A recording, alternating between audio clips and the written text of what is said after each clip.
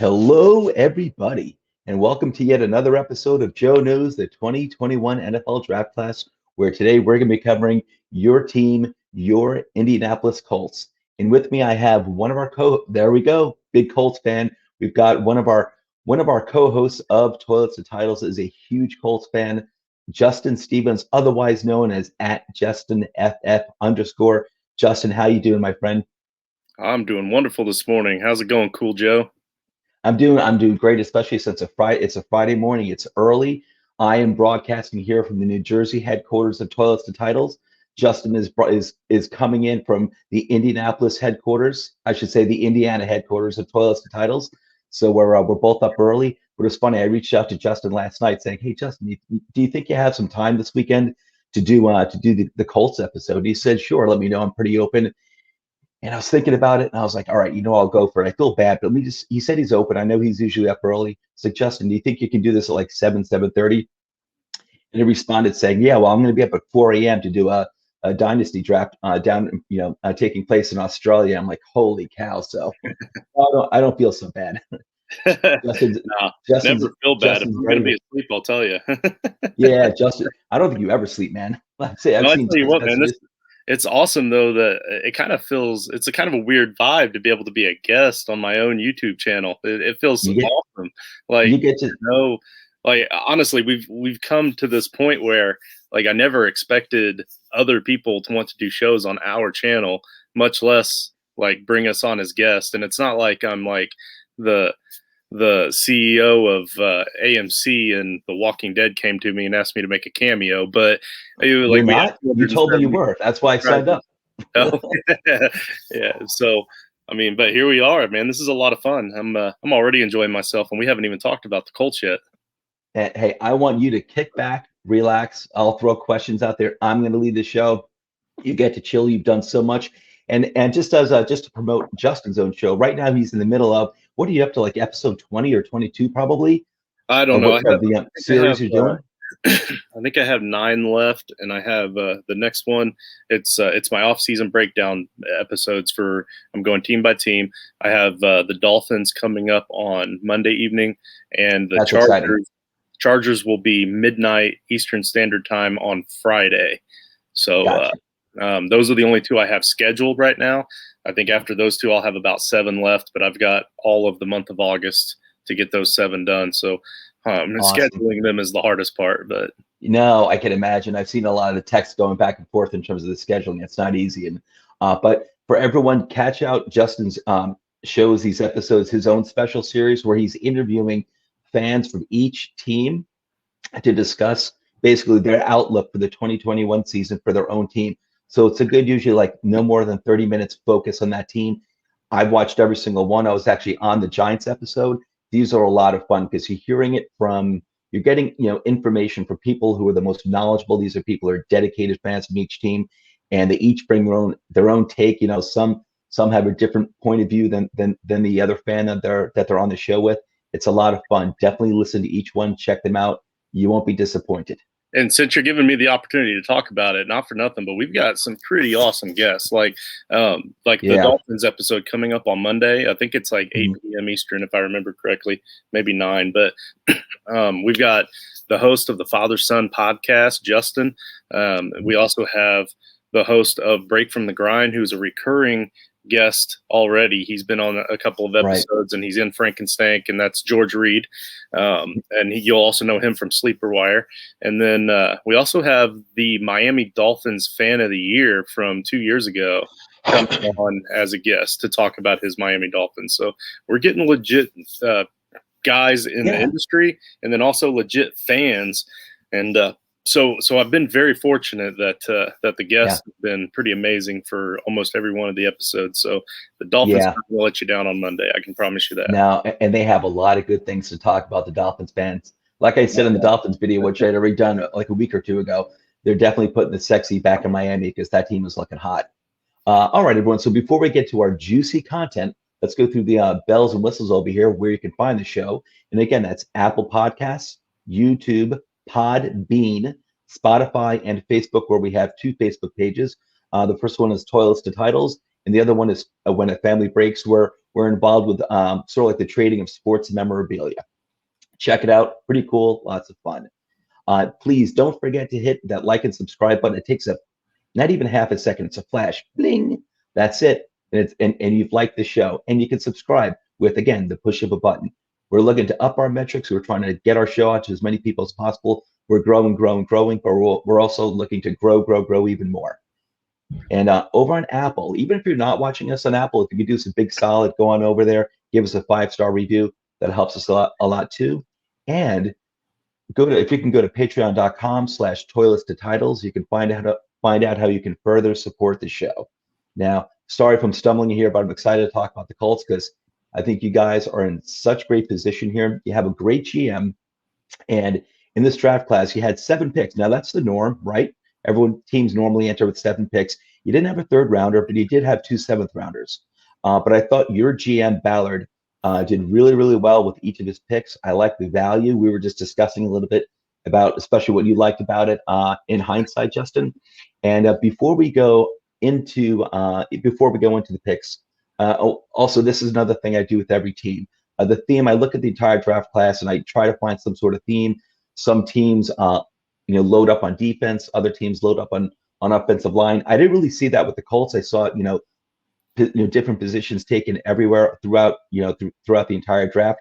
But one thing I did just definitely stuck out to me, and I'm not a Colts fan. I like the Colts. I appreciate them, but I'm a fan of the Giants. But one thing that stuck out to me, which told me what they really were looking to improve upon, was the edge/end position. That they want to improve that area, and they wanted to they definitely want to improve their pass rush, which I was familiar with, but they really doubled down on that early in the draft, and that told me a lot what they're thinking, what their plans are. So, and I'll tell you, Justin, if you don't agree with me, let me know. But I think there's probably nothing sexier than smashing the other team's quarterback into the ground. Not that we want him hurt, but it's a lot of fun to see. Yeah, definitely a lot of fun. So, okay, so moving on. And before we actually get into the first pick, real quick, I normally don't do this except if I feel like it's really necessary and that should be called out in terms of like other moves that the team made besides the draft class. And that, because this is a draft class oriented series, I did want to bring up real quick Carson Wentz. Justin and I have talked about Carson Wentz quite a bit. I guess you have some naysayers out there, people who didn't believe in him, people who don't like him.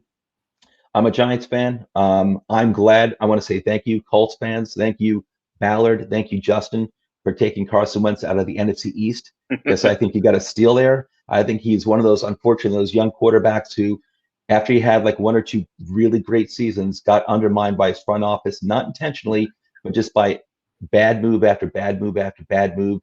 You guys picked him up. You got him out of a bad situation. You reunited him with Frank Reich, who is going to be, who did wonders with him. And I thought it was a great move. Yeah, well, so my take on Carson Wentz is this. We have a win now team that was only a quarterback short of really having a great opportunity of making it to the Super Bowl. And they wasted a year on Phillip Rivers, which was always a big concern of mine. I didn't like that move right out the gate, but I kind of thought that maybe it's because they were setting up for something in the future. And maybe they were. Maybe all along, this whole Carson Wentz thing was in the back of their minds because of the connection that Frank Reich has. But you can't count on that for an entire season. So if that was the master plan, then they are freaking geniuses. But but at the end of the day, maybe it wasn't Carson Wentz. Maybe it was another free agent quarterback all along was the plan. But we have a win now team. We need that quarterback. And Carson Wentz was that quarterback the first couple of years of his career when he had an amazing offensive line. Yes. As the offensive line went, so did Carson Wentz. So that's how it usually works. Yeah, now he's back in the saddle again with another amazing offensive line, one of the best in the league, and he's going to have that opportunity to shine again. So, so for the cost, for the price, I mean, you get a franchise quarterback. He's still young. Yeah, he's still young. And the dude is he's proven massive size. So he's, I mean, so I love it. I absolutely love it. I'm very happy to be a Carson Wentz fan this year. You know what, for you Colts fan, I know we're taking a little too long to get to the content, but like I said, I thought this one was important with Carson Wentz, just from a Giants fan perspective, someone who's seen him twice a year for the past years. I think I thought it was an awesome move. I thought it was a perfect move. I thought he's a perfect fit for you guys. And again, it wasn't intentional by the Eagles front office, but like Justin pointed out, when that offensive line starts deteriorating, I saw that with Eli Manning the second half of his career. It looked like he was like 2011, 2012, he was like looking like a Pro Bowler, or he was a Pro Bowler. And then after that, he starts declining, and it obviously coincided with the decline of their offensive line, which they still haven't fixed like 10 years later. But it counts, it's real, and you got him into a good situation. And I think you guys are going to rock and roll with Carson Wentz. I really believe that you're in a great position. Okay, on to your first pick. KWITY PAYE, defensive end out of Michigan. You got him at the 21st pick in the first round, which is right behind my New York Giants, being 120th. And this guy, I like this guy a lot. It's funny because KWITY PAYE's name is coming up a lot the last few weeks in connection with the Giants. And the funny thing is that I like KWITY PAYE a lot. I liked him for quite a few other teams, but I didn't know if he'd be a good fit for my team just because we run more of a 3-4 base defense. And I understand he's very versatile. And if the Giants had drafted him, I would not have complained. I would have liked the pick a lot. But I was concerned. I'm like, to me, he read more like a 4-3 defensive end who can he's got a nonstop motor. This guy is versatile. And as I point out here in the blue line the blue tag line at the bottom, he can play all over the D line. And for me, I'll just give my opinion first, and I'm going to hand it off over to you, Justin.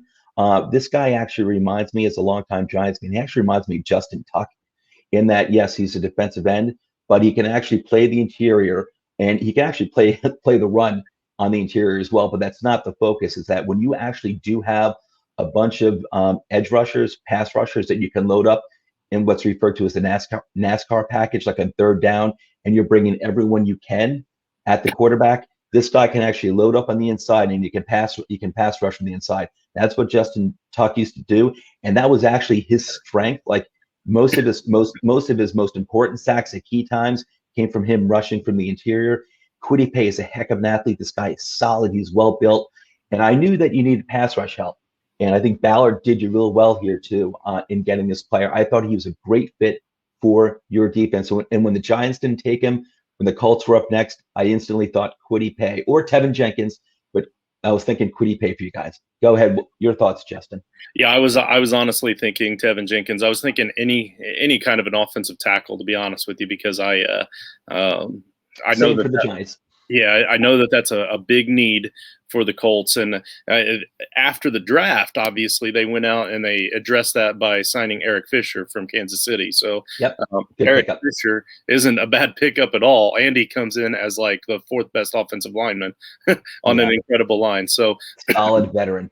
Yeah, so I'm perfectly cool with it now, looking back on it, especially considering that KWITY PAYE he's probably also one of the very few edge rushers that can have an instant, immediate impact on the run game also. So that means he's going to be able to play right out the gate. And that's what you want from your first round pick, right? You expect your first round picks to come right in and play, but to be able to potentially play almost every down or most downs compared to most defensive ends that typically rotate out a lot, that goes a long way. And then also you got to consider the fact that he's about to go through Robert Mathis University. You know, Robert Mathis is still with the team as a consultant, and he helped to coach up and train in the offseason the defensive ends. He's on the field during the season, on the sidelines anyway during the season. Helping out. I remember Mathis. Right. So I mean, Dwight Freeney's still involved with the team as well on a low level, helping out. So they're learning from 2 Hall of Famers at that position. And I was kind of bleeding that into that next pick too. So I better back off and let you do your thing. Oh, there's so much to talk about, but I remember those two big names, Mathis and Feeney from the mid 2000s Colts, and those guys were a lot of fun and they wreaked a lot of havoc. And yeah, with KWITY PAYE, man, this guy is, like you pointed out, he's instantly going to come in and help against the run game. And from a rookie, you know, that's your starting point anyway. A rookie on the line, that's your starting point. He's going to come in, he's going to help with that. And this guy does have a lot of pass rushing potential. The knock against him was that, he didn't have any sacks last year. That I think is just college scheme, what the college team requires, with just what they require, and they're within the the greater picture of their own scheme. It's not going to be the case with the Colts. Trust me, Colts fans. I think you're going to love this guy, and I think he's going to be a fan favorite real quickly. If those Paye jerseys aren't flying off the rack, they will be soon. And as Justin was bringing up, okay, let me. I don't want to. Let me take a little slow on the name here. I don't want to slaughter it. DAYO ODEYINGBO-DE. Did I get it right? You know it better than I do. ODEYINGBO-DE. I was familiar with the player, but the name I was always stuttering over. I don't know it better than you. I call him DAYO. You know what? There you go. Just keep it DAYO. It's nice and easy. But I was practicing this morning. ODEYINGBO-DE, ODEYINGBO-DE, ODEYINGBO-DE. Anyway, defensive end out of Vanderbilt. This guy is a big dude. He is 6'5", 285 pounds, and I was familiar with him leading up to the draft. Like I've said in other videos, I really do a lot of reading up on so many players, like 3 or 4 months leading up to the draft. I became familiar with this guy, but it was funny. It wasn't until I went back actually last night, just to refresh my memory on each of the players, that I actually noticed the player comparisons. And that's where I was like, wow, there's nothing cemented here where he's going to be like these guys. But when I saw 2 player comparisons, I was like, man, you got great value here in the second round, which I always thought you did anyway. But 2 comparisons I saw pretty consistently actually were Montez Sweat of the Washington football team and Chandler Jones. Now, if he's those guys or even close to that, that is great value in the second round. He is he's 6'5". Hey, listen, and he's, like I said here at the blue bar, he can rush from the inside. He's versatile, so he's an end, but also on pass, like third down pass rushing situations, you can rush him from the inside. He's known as an active player with a motor, and those tall guys, length, and he's got good weight too for someone his size. You can be a disruptor just in the passing game alone, even if you're not getting the quarterback in terms of putting your arms up, or just being able to reach out for a player who's trying to rush around you. I think there's a lot of intangible traits to like about this guy. You double down with another end in the second round. I like it. What do you think, Justin? So this pick is the kind of pick that Chris Ballard used to make in Kansas City whenever he helped build that team into the organization that it is now. This pick, coming into this second round pick, everybody expected, okay, this is now when they're going to take that offensive tackle. This is when we're going to get that offensive tackle. And there was a stretch of offensive tackles that was taken right before the Colts went. Throughout that second round, there was a long stretch of offensive tackles off the board. So instead of taking lesser value at an offensive tackle position that they needed, they decided, let's just go back to our board and see who's the best highly rated on the board. And before his Achilles injury, DAYO was actually considered one of the best edge rushers on the board. I forgot about that Achilles injury. So he was expected to be a first round grade, and in some boards a high first round grade, and we got him for a mid to low second. So it was all about that value. Now I understand it's an Achilles, so he's going to be out throughout training camp, probably not going to make an appearance this year. That's fine. That's fine. We already got the other rookie that we're training up right now. You get healthy, DAYO, we'll see you next season. But that Achilles injury, it can be long standing, right? It could last a couple of years, and then maybe he only plays a couple of years because it is an Achilles. But maybe it doesn't. Maybe he goes on and has a long career, and you have an amazing edge rusher on the other side of Robert Mathis. So he's your Dwight Freeney, and you guys, or vice versa, however you want to. It's 2 Hall of Famers, 6 of one, half dozen of the other, and maybe you have a long sustaining defensive. You've got your bookends there on the defense for a long period of time if he comes back rocking and healthy. If he doesn't, you took your shot, and that's what it takes to become great in this league. So the Colts, like I said at the top of the show, they're set up to win now. So you can afford to take picks like this, these risks like this that may not pan out. And sure, you lost a second round pick, but you've already gained our trust, Chris Ballard. So we trust at this point in the draft, as I'm watching, I'm trusting at this point he has a plan for offensive tackle. And like I said, that's where we came up later and we ended up signing Eric Fisher, and everything is good to go now. But at that time, it's like, okay, he's got a plan. We're not going offensive tackle. Yeah, and I'm with you, Justin. It's just something you pointed out about Ballard, and this is something I was pointing out with Ravens video. Like if someone's like questioning, like say a pick of a team that knows what they're doing, you have to get to the point where you trust in your GM. and maybe sometimes you'll have a question mark in your head about a certain pick or a certain value of that pick at a round. If you have a good GM, he's proven himself. Just trust in the GM and go along with the ride for the ride. And this guy, listen, it's a second round pick. It's not and I'm second round picks are valuable, but it's not like this is a high, like a top 10 first round pick. Okay. So it was a serious injury. Thank you for bringing that up because I forgot about that. It's a serious injury, but they're not going to be counting on this guy anyway. He's a bit of a project. It's really, looking for good value starting for next year. I liked it a lot. Go ahead, Justin. Yeah, and it's like you said at the top of the show, you said something about like looking for a theme for the team. It was hard because you're just seeing Ballard take these picks that are at all different positions all across the board, and it's because he's more focused on taking what's best on their board and not filling a need or a position of or doing what he feels like the Colts fans want him to do, or even what the coaching staff wants him to do. A lot of times he'll take the best man on the board. He trusts his scouts, he trusts his gut, and he goes with with the stats. Just trust the process. Exactly. It's fair to say with Ballard and the Colts at this point, after quite a few years of success now, just trust the process. If you have a question mark that pops in your mind, like I don't know about that one, just remember, okay, it was Ballard that made the pick, that made this decision. Okay, I'm along for the ride. Just go with it. And okay, 4th round pick, Kyle Granson. Here's another guy who I was reading up a lot leading up to the draft, and this guy was really intriguing. He was like, after you got past like your top 3 or 4 tight end names in this draft, there was Kyle Granson.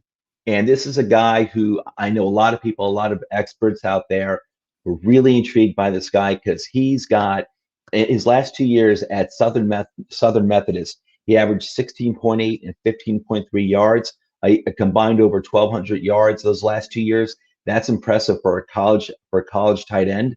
And this guy has got like, he kind of reminds me of Evan Ingram in that, hopefully without the drops. Evan Ingram's got drops issues with the Giants. But the guy's got a second gear. He is a potential mismatch out there. He's athletic, and this guy is a yards after catch dude. And so that is what you're looking for. Like, he's not an all type of like a Pat Freiermuth type of prospect where he's going to be like an all around, tight end. At least that's how he's projected to be, where he can, run block, pass block, go out and also provide value in the receiving game. But this guy's got the potential to be a big time receiving threat that you got in the 4th round. And when you're looking for mismatches, a lot of defenses, that's their weakness, is if they're praying that they don't have to go up and against an elite tight end with these type of intangibles, these types of traits, where a safety has a hard time guarding these types of guys. Certainly a linebacker does as well. So when you can put this guy out there, and I'll tell you, Carson Wentz in Philadelphia, he loved tight ends. He had good tight ends to throw to, but he loved tight ends. So I thought this is really, really nice value in the 4th round. What say you, Justin? Yeah, so we have an aging Jack Doyle on the team right now, 32 years old, which isn't super old by tight end standpoints, but he's had a lot of injuries over his career too. I absolutely love the guy. He's from Indianapolis. He played high school ball in Indianapolis, so I'm a big Jack Doyle fan. Don't get me wrong. Then after that, you got Mo Alley Cox, who's still kind of developing, but especially his route. He's interesting last year. Developing, but he's even kind of older for a young tight end. Like I think he must have gotten started later or something. Or maybe he just didn't get noticed, but he's starting to get a little notice as the backup. After that, we don't have anything. So this was a need, and they did wait kind of long to get a tight end.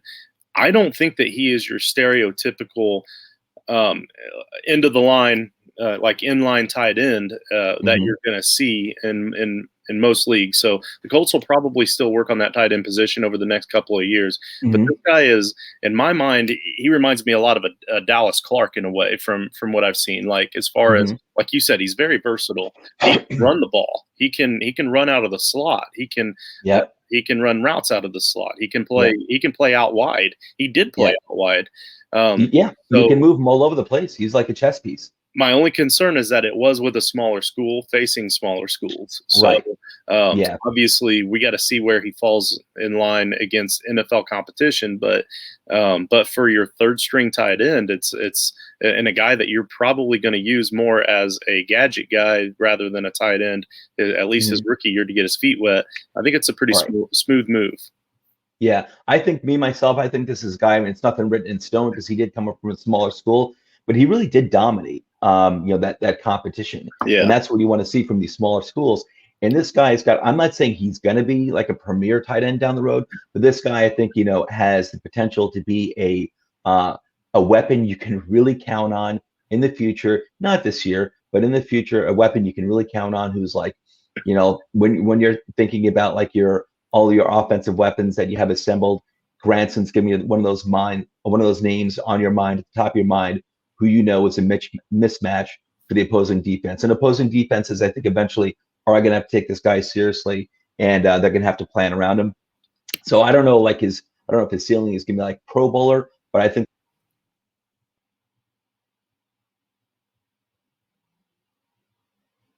I've lost your audio. Can you hear me? Hello?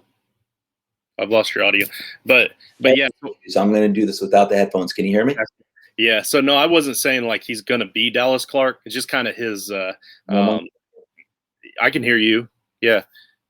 Well, I can't hear you now. But anyway, so not that he's going to be Dallas Clark, but he just kind of has that style of play, So Gotcha. yeah, okay, so I can hear you now. So we're You back. can hear me now? Sorry. Right, cool. I was about to roll on into the next one off. Sorry about that, guys. All right, we're going to move it along, but we did cover Granson very well, and I am intrigued by that guy. Okay, Shawn Davis, safety out of Florida. This guy was taken with the 21st pick in the 5th round, 5'11", 202 pounds. This guy's a safety. That is a well-compacted build for safety. I like it. This guy's got like run-stuffing box safety written all over him, in my opinion. He can also play the pass. He is a safety, obviously, so he's got some skills in that. But this guy, to me, he's got like box safety written all over him, and he's physical. And what I like is that I like his traits, like his body traits. Like I like a solid safety who can come down, that's imposing, and smack that running back. He's sort of like a last line of defense, and I like it a lot. What say you, Justin? Yeah, so if we're making old Colts comparisons, like I've been doing this entire episode, this is a light Bob Sanders. Like this guy, like you said, he's compact. This guy is explosive. He loves to make the big play. He will make the big play. He's good at the big play. Now, I will say he's going to be a backup. He's going to be a backup at least for his rookie season. Him and the other Shawn Davis, SEAN, are going to be the two backup safeties there. But I feel like this draft pick was more of a like they draft for offense and defense all the time. You need a special teams guy too, and this guy's quick. He can get down the field. He's still going to try to go after that pop every time. I think he's going to be very effective in special teams almost immediately. So I'm pretty happy with getting a guy that's going to contribute in some way right out the gate, and you get him in the 5th round. Hey, 5th round, I refer to the 5th, 6th, and 7th round picks as stocking stuffers. You never know what's going to be in there. It could wind up being a pair of socks. It could wind up being that engagement ring that you get surprised with. And or it could be the lump of coal we got in the 6th round. We'll get to it. I don't think you had any lumps of coals. I'm Mr. Positivity, but I tell all my guests, especially like Justin, I want you to be you. Give your honest opinion. But me myself, the vibe of this series is positivity because these guys haven't hit the field yet. But I know what you're talking about. But with Shawn Davis, you know what? Even if this guy doesn't want to be a starter, the fact is that you need valuable backups. You need guys who can step in down the road. Maybe not this year. He will contribute in special teams, but down the road, you need to know if your starting safety or if your eventual starting safety gets injured, that you have a guy who can come in and not be a detriment to your defense. And I think Shawn Davis has got the potential to be that way, where you can roll him out when need be. Say if like a starter gets injured, and you're not taking too big of a lick, you're not taking too big of a drop, and you feel like, okay, we could do worse. Let's put it that way. And I think Shawn Davis gives you some good intangible traits there. And for a 5th round pick, for a stocking stuffer, I liked him, and I like Florida talent too. Yeah. Moving on. Sam Ehlinger, quarterback, Texas. I like this. Listen, I like this pick myself because listen, he's not going to be, he's not Carson Wentz. Quite frankly, I think this is a guy. I'm saying down the road, possibly he can be a starting quarterback. I'm saying if need be, if Wentz didn't work out, or say he were to get injured in the beginning of next season, and Ehlinger has some experience under his belt. This guy he put up numbers at Texas that I thought were impressive. His 3 years at Texas as a starter, 83 combined touchdowns. I know that doesn't really mean all that much. I mean, you had what's his name from Ohio State a few years ago, who had like 50 touchdowns in his one season as the guy who went to Washington. Now he's on the Steelers. Who's the quarterback again? Oh, the Haskins. Haskins. He had like 50 passing touchdowns his 1 year as a starter. I realize that doesn't necessarily translate to the NFL, but listen, it's better than having 10 touchdowns in 3 seasons. The guy had 83 touchdowns. That's really impressive. Yeah. He also put up a lot of yards, and he was a dual threat QB. So he can get you yards, and he can get you TDs with with his legs as well. He's probably never going to wind up being a starter, but everyone needs a backup quarterback. Frank Reich was a career backup quarterback, and he's probably the best one I've ever seen with my own 2 eyes. I grew up in the 80s. I saw him play. When Reich came on the field, he knew the Buffalo system behind Jim Kelly, and he was ready to rock and roll every single time. As a matter of fact, I think he was the one that led that famous, it was famous comeback against, I think it might have been the Houston Oilers, where it was like they were down like 30 points, going into the second half, and they wound up winning like 38-35. Anyway, I'm going off on a tangent. But anyway, the importance of a QB, I like when teams take a QB we put up a lot of production in college at the back end of the draft to develop as their own backup quarterback who knows their system in and out. And I think that could be a good long-term plan. And I think that's what Sam Ehlinger offers you. Justin. Yeah. So, I understand that Frank Reich was probably the best backup quarterback that you've ever seen with your own 2 eyes, but I also think that's because you never got to see me as a 4th string quarterback at my high school. So I even got I'm going to YouTube you. I even got 3 plays, and no, you can't YouTube it because it was only 3 plays in a practice one time. But there's no proof. But let's see. Yeah. So Sam Ehlinger. So here's my thing about Sam Ehlinger. I think my lump of coal analogy was actually pretty spot on. So a lot of people will view a lump of coal as only being a bad thing, and that's not the case. So right. A lot of times a lump of coal is there to prove a point. A lump of coal is there to get the kid back on the straight and narrow, right? So we already have a backup quarterback, right? So we just drafted Jacob Eason last year. And we did lose Jacoby Brissett, though, who in my mind is one of the best backup quarterbacks in the league right now. Right. Eventually, we had to let him go. We couldn't just keep telling him he had to be a backup, even though he had the best winning percentage of a quarterback for the Colts in a long time. So I don't understand why they ever – anyway, that's a different story. It was time to move on. Jacob Eason could be the backup, but we don't know. We haven't seen him, and he needs that competition. So this pick isn't a bad pick. We had to get that competition in there for Jacob Eason. We want Sam Ehlinger and Jacob Eason to battle with each other to earn that spot. And it's another body in camp at the end of the day. It's a 6th round pick to get another body in camp that may or may not work out. Do you think they'll any feeling at all, or do they have the history of rolling with 3 quarterbacks on their roster? Yeah. I know some teams roll with 2. The Colts as a whole have done that a lot. Yeah, they didn't. They haven't a lot the last couple of years just because they've had Jacoby Brissett to rely on. But yeah, I remember when they held Curtis Painter for about 3 years as a 3rd quarterback. So they have a history of holding a 3rd quarterback. I mean, we'll see, and they might hold a 3rd quarterback. And just let them. They probably will. But for 6th round, I thought this was pretty cool. Roll of the dice here, where it's not even a roll of the dice. It's like maybe they can make him into something. And like I said, I'm not going to say this guy is going to eventually be a starter. I mean, there's always the potential for anyone to be a starter. That Cole can be turn maybe into a diamond. If There you go. you can press hard enough, long enough over time. Give Ehlinger, a few million years, and maybe he'll be diamond. Just give him a little squeeze. Exactly, baby. So moving on to your first pick in the 7th round, Michael Strachan. You know what? And I forgot. I never knew how this guy's name was pronounced. I assume it's Strachan. I think it's Strachan. Is it Strachan? I think so. You're probably right. So Mike Strachan, not to be confused with Mike Strahan, but Mike Strachan. You know what? 7th round. I love the stuff that jumps off to me. First, quite a few things with this guy. 6'5", 226 pounds. Wow, that's big for a wide receiver. Not just height, but this guy is built. He's like Landon Collins, the safety, but at wide receiver, but taller. This guy sounds like a solid dude. He had, and this is what you want to see from those late picks from small schools.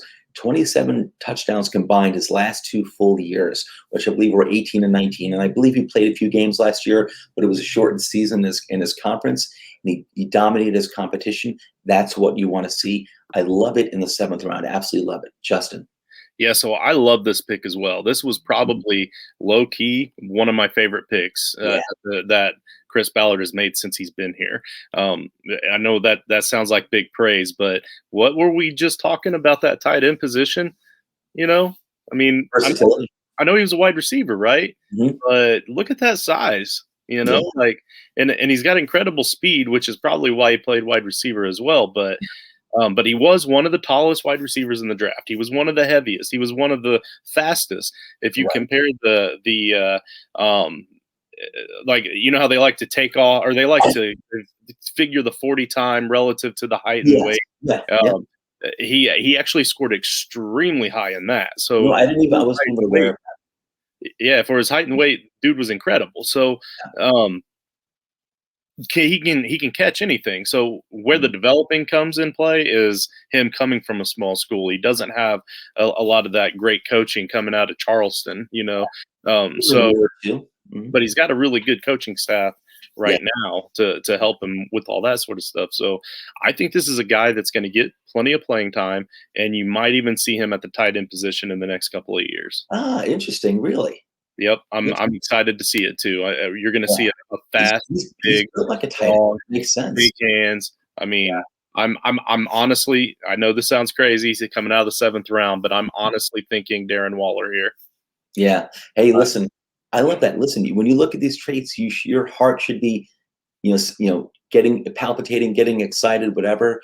You should, because in the 7th round, this is the type of stuff. There's a lot of players we see in the 7th round. You look at their production at their schools, whether it's a big school, small school, or their height, their weight, their speed. It doesn't really jump off to you. This guy's got quite a few measurables and intangibles that jumped off the charts to me.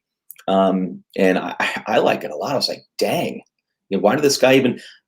I don't know. If I were another team, I would have been happy to take him in the 6th round, maybe a little higher. But moving on to your last pick of the draft, you had Will Fries, guard out of Penn State. I like Penn State talent a lot. They've been producing over the past few years. They've been producing for the NFL a lot of really good NFL caliber talent. There are some teams out there, or some NCAA programs that I'm not crazy about how their talent translates to the NFL. Some of the bigger time programs, Penn State, I like how their talent translates to the NFL. Their offensive line tends to be a bunch of tough guys. You got Will Fries here, guard out of Penn State. This is a guy who played left tackle and right tackle at Penn. Now, most tackles coming into the NFL, they're projected to actually transition to guard. Not a surprise at all. But even if he does transition to guard, even if this guy doesn't wind up being a starter down the road, it sounds like he's going to be like a good versatile backup, and every offensive line needs that, because you're rolling 5 players out there every single offensive snap of the ball, and you have to have someone. If your starter goes down, you need a guy who can come in and at least be competent. And this guy could be possible. It could be guard, and it could be possible swing tackle. I love it. 7th round pick. And out of Penn State, I like their talent. What say you, Justin? So I think we might have found a new theme for this episode, Joe. What's that? We have KWITY PAYE, awesome edge rusher, but with DAYO like I said, also with KWITY PAYE, he can stop the run though, right? So he's he's really versatile as an edge guy. DAYO was the same way before his injury. Kylan Granson can play several different positions. SHAWN DAVIS at safety is also going to really help out with special teams, so that's kind of a versatile guy. And I just mentioned how I think Strachan very likely might convert to a tight end soon. He's pretty versatile. He even did play inline some in college as well. And then now we have Will Fries, who played every single position in college except for center. At some point, he actually played both guard positions as well. Yeah, so, don't be surprised if they wind up trying him out at center. I'm just saying. So I think our theme for today is versatility. But with Will Fries in particular, I feel like they waited till the 7th round to get that offensive tackle, and now at this point, they already knew he was going to be a backup kind of guy. So if you're going to get a backup sort of guy, why not get a Joe Haeg sort of guy? Joe Haeg is a guy that for the Colts that played offensive line and played multiple positions everywhere all the time. So and honestly, I can't remember if Joe Haeg is still on the team. I don't think he is. But anyway, he played very versatile. He filled in wherever he was needed. You have an injury, boom, Will Fries can jump in there and play. Or you have a guy that's just winded and you just need him to step in for a couple of downs or a series. He'll be that guy. He'll be able to do that. Still a lot of development to go. He was one of the underranked type of players. I will say this though, at one point before the draft, this guy was rated to be a 6th and even a 5th round pick in some draft boards. So I still think they got great value for Will Fries. I still feel like he's going to contribute. I don't think it's going to be year one, very much anyway. He does have some development, but once he's ready to go, I think that this is a 7th round pick that could potentially be a contributor for a long period of time. Yeah. Hey, listen, I remember just, I give examples from the Giants because that's the team that I'm a fan of, and it's easier for me to make comparisons. We had guys when the offensive line used to be good back in the first half of Eli Manning's career as a Giant. They had quite a few guys who were really good backups who could step and play either guard position, maybe even like right tackle if need be. Kevin Booth, off the top of my head, he was a backup who wound up starting for the Giants offensive line at the end of 2011 for the playoff run when they wound up winning Super Bowl 46. And we didn't miss a beat. It wasn't like he wasn't a liability. And that's what you really want from a versatile backup, is a guy who can plug in anywhere. And maybe you're not going to be maybe a starter, maybe not a Pro Bowler, but you can be a quality starter for maybe part of a season where you're not going to be a detriment to the team, to the offense. These 7th round picks, first of all, I like your draft class overall. I thought it was very strong. And the 7th round picks, I love the value that you guys got there. Justin, we're getting close to 8:10. I know you gotta scoot soon, so I'm going to go through the end of the show, bells and whistles. Everyone, we have a whole team here at Toilets to Titles, about 8 to 10 guys. Twitter handles at the bottom. Follow all of them. They're so great. I work with a bunch of great colleagues here at Toilets to Titles, and it's a lot of fun. Follow all of them. Awesome group of guys. And don't forget to hit that like button. Hit the bell. Pound, pound, pound. Justin's showing you how to do it, the how-to. Step one. It's always right here beside the banner, just so you know. We can't see it, but they can. It's in the wrist and the finger. That's all it takes. And give us a 5-star Apple review. That helps us out a lot. And when you do that, you'll get a free shot at free entry to our Frankenstein League, which is our fantasy draft league that we have created ourselves for you, the listeners. This is going to be my first time in it. I'm really looking forward to it. We got some different funky rules. It's a lot of fun. We got a lot of people signed up for it right now, and I'm really looking forward to it. And I'm going to learn from you, Justin, and Coach, and all the others, the masters at this, who I'm sure are going to take advantage of me this very first year. But that's how I'm going to learn. I'm going to get better. But it's going to be a lot of fun. But everyone, we're signing off here. We had a great time. Justin, thanks so much for coming on. It was great talking about the Colts. You guys, I think you're one of the better run organizations. You have a lot to look forward to. And it's been great talking about the team. And I love that connection that we do have, which I didn't say at the beginning of the episode. We've got that. We're almost kind of like family. Colts fans, Giants fans, we're kind of like family. The Manning brother connection, you know? And hey, listen, in my mind, from my point of view, I admit it. Of course, not much to admit. Peyton Manning was the better quarterback. That guy is not just a Hall of Famer. He was a legendary quarterback. He was the better quarterback. But I think it's definitely up to debate as to who was the funnier brother. I don't think there's much of a debate there either, because I think they were equally funny in their own way. Like Peyton was kind of funny in that cool older brother sort of way, and then Eli had his Eli comes out of the woodwork with the one-liners, kind of. Yeah, like just a real goofy kind of I'm just gonna give you a jab and go sort of way, like the younger brother, like they're a typical older and younger brother. So 100%, I love it. And are they gonna be doing broadcasting? Do you know? Because I hope they do one day. I don't know if they are, but I hope there's plans for them to broadcast like Monday Night Football games. That would be fantastic. I would love to see Peyton as a coach, but unfortunately they paid him way too much money, so he never needs to do that any. So he does, and he's doing well in commercials as well. But right. Brothers, like maybe even like once a month, I think would be hilarious. But okay, Justin, I know you got a split. Thanks so much, everyone. We had a great time. Catch us tomorrow with our next episode of Joe Knows the 2021 NFL Draft Class. Peace. Thank you, Joe. Cool. Take care, Justin. Thanks so much, buddy.